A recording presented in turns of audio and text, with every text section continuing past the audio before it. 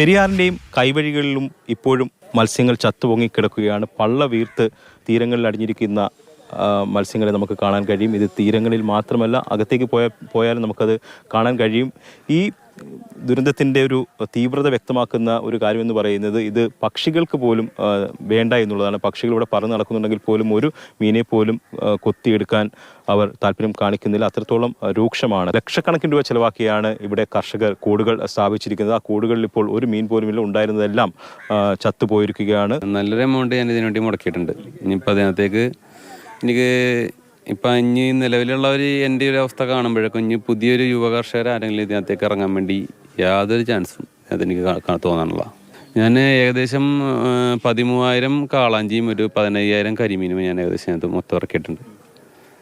ഇതിന് നല്ലൊരു എമൗണ്ട്, ഈ കുഞ്ഞുങ്ങൾക്ക് മാത്രമായിട്ട് ഞാനൊരു 6 ലക്ഷം 7 ലക്ഷം രൂപ കുഞ്ഞുങ്ങൾക്ക് മാത്രമായിട്ട് ചിലവാക്കിയിട്ടുണ്ട്. പുതിയത് ഇറക്കാനായിട്ട് എത്ര സമയം എടുക്കും? പുതിയത് ഇനി ഇറക്കണോ വേണ്ടോ എന്നും കൂടി ഞാനൊന്നിപ്പോൾ ആലോചിക്കുകയാണ്. ഇങ്ങനത്തെ ഒരു കണ്ടീഷൻ ആണെങ്കിൽ ഇത് എങ്ങനെ ഇറക്കും, എന്ത് തരത്തിൽ ഇറക്കുന്നമ്മ? ഇപ്പം നിലവിൽ എനിക്കിപ്പോൾ ഇവിടെ കാണുന്ന ആകെ മുകളിൽ കുറച്ച് എന്താണ് ചെറിയ പൂച്ചോട്ടി എന്ന് പറഞ്ഞാൽ ചെറിയ മീൻ, അത് മാത്രമേ നിലവിൽ ഇപ്പോൾ കാണുന്നുള്ളൂ. അത് വെള്ളത്തിൻ്റെ മുകളിൽ കൂടുതൽ നേരം നിൽക്കുന്ന മീനായതുകൊണ്ടായിരിക്കണം ചിലപ്പോൾ അതിന് അധികം എഫക്റ്റ് ചെയ്യാത്തത്.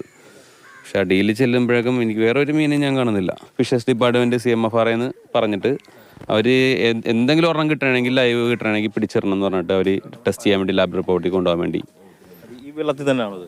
ഈ വെള്ളത്തിൽ തന്നെ ഇട്ടേക്കണേണ്. ഇതിൻ്റെ അപ്പുറത്താണ് എൻ്റെ വീട്, കടവിൽ.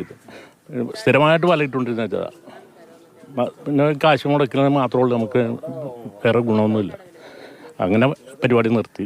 ഒരു വിധത്തിലും മുന്നോട്ട് കൊണ്ടുപോകാൻ പറ്റില്ല. എന്തെങ്കിലും ഇത്തിരി കയറി വരുമ്പോഴത്തേക്കും ഒരു കമ്പനിയോളം പെടും. അപ്പോൾ അത് താഴത്തോട്ട് ഇടിഞ്ഞും പോകും. അങ്ങനെ ഇവിടെ ഒരു വിധത്തിലും ജീവിക്കാൻ പറ്റാത്ത അവസ്ഥയാണ്. നേരത്തെ അവിടെ വല പൊക്കിയ സമയത്ത് മുഴുവൻ ചത്ത മീനുകളാണ് കിട്ടുന്നത്. ഇനി കുറച്ച് നാളത്തേക്ക് ചത്ത മീനുകൾ തന്നെ ആയിരിക്കുള്ളൂ കിട്ടുന്നത്. നമുക്ക് നമ്മുടെ വരുമാന മാർഗം മൊത്തം നിന്ന് ചീനവല 10-40 ചീനവലക്കാരുണ്ട് ഇവിടെ. ഇവരൊക്കെ ഒരു മാസത്തോളം ഇനി ഒരു വരുമാനമില്ലാത്ത രീതിയിലാണ് ജീവിക്കേണ്ടി വരിക.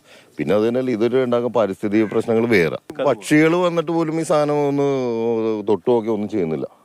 കാരണം അത്രയും ഹൈലി പോയിസണാണ് ഇതിൻ്റെ അകത്ത് വന്നേക്കുന്നത്. ഒന്നാമത്തെ തൊഴിലില്ലായ്മ പ്രശ്നം, ഇവിടുത്തെ യുവാക്കൾ നാടുവിട്ട് പോകുന്നു. അതിൻ്റെ ഒപ്പം ഇവിടെ കൃഷി എന്തെങ്കിലുമൊക്കെ ചെയ്ത് ഇവിടെ ജീവിക്കാൻ നോക്കുമ്പോഴേക്കും അപ്പോൾ അത് ഇതേമാതിരി പാരിസ്ഥിതിക പ്രശ്നങ്ങളും മാൻമെയ്ഡ് ഇതേമാതിരി പ്രശ്നങ്ങളൊക്കെ ഉള്ള കാരണം നമുക്ക് നിലനിൽക്കാൻ പറ്റില്ല. ഇതിനൊക്കെതിരെ ശക്തമായ നടപടി ഗവൺമെന്റിന്റെ ഭാഗത്തുനിന്നും ബന്ധപ്പെട്ട അധികാരികളുടെ ഭാഗത്തുനിന്നും ഉണ്ടാവണം. ഇവിടെ ഗ്രേറ്റസിന് ഏകദേശം ലക്ഷക്കണക്കിന് രൂപയാണ് നഷ്ടമുണ്ടായിരിക്കുന്നത്. ഇനി ഒരു വരുമാനം ഉണ്ടാകുക എന്നുള്ളത് അത് മാസങ്ങൾ തന്നെ എടുക്കുകയും ചെയ്യും. അതുകൊണ്ട് അവരുടെ വരുമാനം ഉറപ്പാക്കുക, അതോടൊപ്പം തന്നെ നഷ്ടപരിഹാരം, ഇതുവരുടെ നഷ്ടം നികത്തുക.